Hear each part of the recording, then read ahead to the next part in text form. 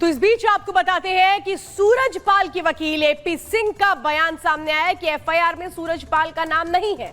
वकील बुलाने पर पुलिस के सामने जाएंगे, कहा जा रहा है। बाबा सूरजपाल अंडरग्राउंड नहीं है, ये वकील कह रहे हैं।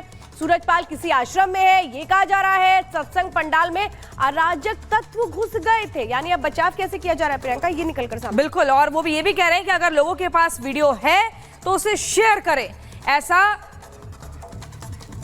सूरजपाल के वकील एपी सिंह ने कहा है। क्या कुछ कहा है आपको सुनवाते हैं।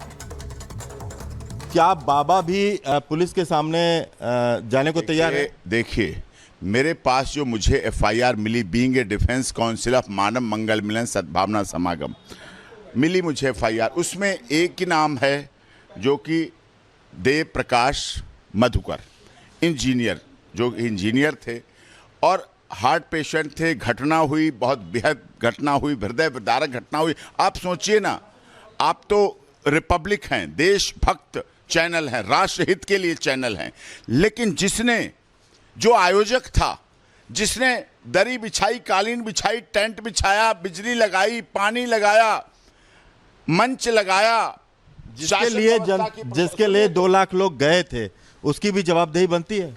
मैंने आपसे देश के 2 कल वादे किए थे कि मैंने कहा जितनी जल्दी, जैसे ही स्टेबल होगा मधुकर, डॉक्टर ने स्टेबल किया, हमने उसे दिल्ली इसीलिए बुलाया कि दिल्ली में बेटर मैनेजमेंट है, उसके रिश्तेदार थे, बेटर ट्रीटमेंट है। वो आया, उसने अपना ट्रीटमेंट करा, डॉक्टरों ने जैसे ही कहा स्टेबल है, ईसीजी अब ठीक आ रही है। मैंने कहा इससे अधिक कुछ नहीं होगी जिस व्यक्ति ने अपने लोगों को खोया है। 121 लाशें किसकी थी? वो हमारे लोगों की थी। नारायण साकार हरि के परिवार थे, मानव मंगल मिलन सद्भावना समागम के लोगों का था। नारायण हरि को 4 दिन क्यों लग गए ये बात कहने में?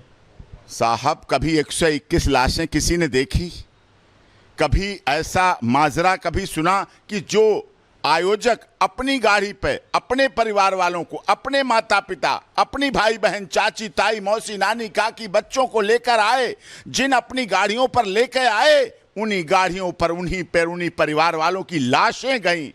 जिंदा आए थे दर्शन करने के लिए। ये है कि बाबा क्यों देर में आए? बाबा क्यों इतनी देर में आए? आए तो जब आप लोगों ने कहा कि आना चाहिए, जब रिपब्लिक ने कहा कि आना चाहिए, आप जैसे सुप्रीम कोर्ट के वरिष्ठ पत्रकार ने कहा कि आना चाहिए, तो वो आ गए। कानून का सामना करना चाहिए। कानून का सामना पूरी तरह से कर रहे हैं। नारायण साकार हरि ना कानून से छुपे हुए हैं, ना भागे। मैंने वादा किया था आपसे, भारत में हैं, कहीं होटल में नहीं मिलेंगे, कहीं आश्रम में ही हैं, और कहीं किसी के घर नहीं मिलेंगे। और फेस किया जो उनसे बन सका, जो उन्हें की इच्छा थी बोलने की, लेकिन मन स्थिति उनकी खराब है, बहुत व्यथित है। आपने कहा जिस तरह से जैसे भी है, लेकिन हमने आपके संचार माध्यम से आपके द्वारा वो बात पहुंचाई। मैंने 2 वादे किए थे देश की मीडिया से, उत्तर प्रदेश पुलिस से, एसआईटी से और एसटीएफ